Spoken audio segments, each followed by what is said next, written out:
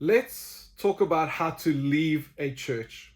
And so imagine for a moment you invite me over for dinner, and I come on over, I knock on the door, you welcome me in, and after an initial awkward moment or two, we're sitting, relaxing, chatting. I'm telling you how beautiful your home is. I'm telling you how you don't look a day older than your wedding photos. And it's just fun, and we're laughing and having a good time. And then eventually you invite me through to the dining room. We sit down and we enjoy an amazing meal. I tell you, these are the best meatballs I've ever eaten, and the dessert is just a delight, and it's just amazing.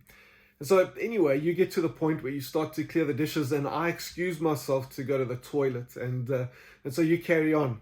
And so I'm not back yet, so you start washing the dishes, and I'm still not back, so you're washing the pots and pans and wiping down the counters, and eventually I'm still not back, so you're tidying the dining room and the lounge and neatening the cushions and eventually sitting there waiting, and I'm still not back. And so eventually, after a long time, you pluck up the courage and go to the bathroom door and you knock on it and you say, Steph, are you okay? To which there's no answer. And so you get worried naturally, and so you run and you go get the spare key, thinking maybe he's fallen, maybe he's had a heart attack, what could have happened? And you try and open the door, but you can't because it's locked from the inside. You're thinking, should I barge the door down? And eventually you think, let me run around to the outside and look in through the window. And so you do this only to get there to see that the window is wide open and that there is no one in the bathroom.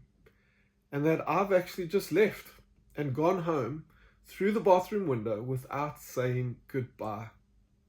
And so I know this sounds funny, but really, this is how many folk come and leave the church. They come in, they enjoy themselves, they think it's wonderful, say it's wonderful, but the next thing you know, you don't hear from them, you don't see them, and actually they've left through the bathroom window or the emergency exit or the back door.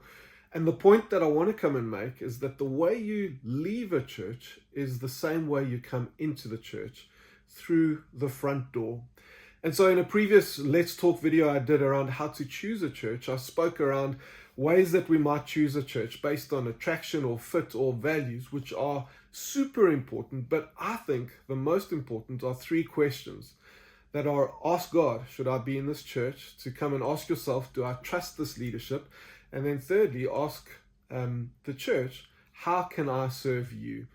And for me, that is the front door through which we come into the life of the church. And really, that is the front door that we should come and leave the church, through God, through leadership, and through serving.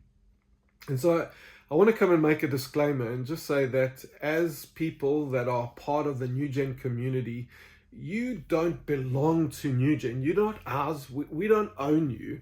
Really, we have to have a mentality that you are part of God's flock.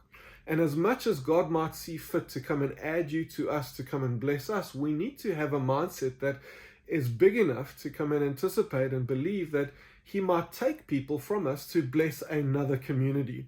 And so what's good for the kingdom needs to be good for us. And so as a leadership, we're not opposed to people leaving the life of the church. We're just concerned around how that is done. And so what I want to call you to do is, wherever you are, to make sure that you leave that church through the same door that you came in. And so as I think around reasons for people to leave a church, and I've thought about it for some years, and more acutely in the last couple of days in preparation for this talk, I've landed on three major reasons why people might leave the church. And so the first is because they're bored. They're bored. And the part of the problem with this is they chose this church based on an attraction or a fit or even values, and they're getting to a point where actually they're a bit bored with what they initially signed up for, or they're realizing that actually it wasn't quite what they were hoping or expecting, and now they want to move on to another option. And I want to say, if that's the reason for leaving a church, and I think you need to go before God and ask Him to filter your motives and to be honest with yourself. If that's your reason, it's not good enough. Another reason people might leave a church is because of offense. And for me, there's two kinds of offense here. One is kind of the personal immature kind of offense, where because someone didn't greet you, you're now offended. Because you weren't profiled like you hoped, or you didn't get the position that you were looking for, or that someone didn't remember your birthday, that you're now offended with that and you're going to move on. And I want to say with this, can I call you to more, that this isn't good enough. And the truth is that as a family, we're going to offend each other. We really are, and we're going to miss the boat. And it's not because we don't like you that we don't say hello to you. It might just be that we're crazy busy in that moment, or that we're so busy concentrating on something else that we didn't have the presence of mind. And it's not a reflection of us or you, it's just a reflection of life.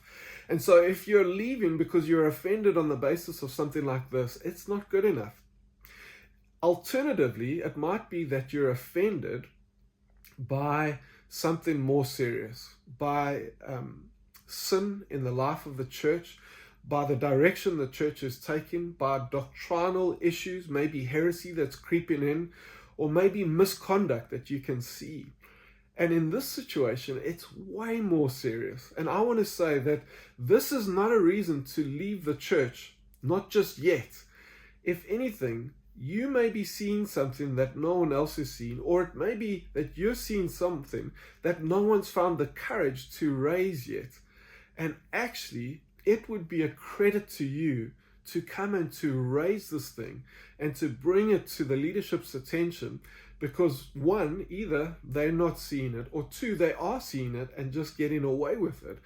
And we need to have folk that would find the courage and with humility come and raise things, to come and to ensure that we're on the right course and going in the right direction. And in this situation, it's not yet worthy of leaving the church, but it is worthy of bringing to conversation. In another video that I've done, let's talk about how to deal with conflict. We talk around how to deal with a situation like this. And there's a wise way to go about this. And so can I encourage you that as an initial first stab, don't let this kind of offense cause you to leave the church. Let it draw you in and come and serve the leadership. If they don't take it to heart and you don't think it is resolved, then I think that is then reason for you to move on. The third reason that I think someone might leave the church is because God is leading them on. And this is the best reason, and this is the reason that I think we should come and fight for and come behind, that God is moving you on, that He is speaking, that there's something that He wants to draw from you into another community, or something that He wants to draw from another community into you, into your life. And with this, I think it's so important to come and to weigh your heart, your motive, and find what God's saying, and then to come and to process it with leadership. So that front door effectively looks like this. Ask God to come and filter your motive. Maybe He is moving you on. And then come and work it through leadership. Initially, you trust them enough to come and make that church your home. Trust them now to come and serve you in your departure, and to come and get behind what God is doing in your life so that they can come and bless you.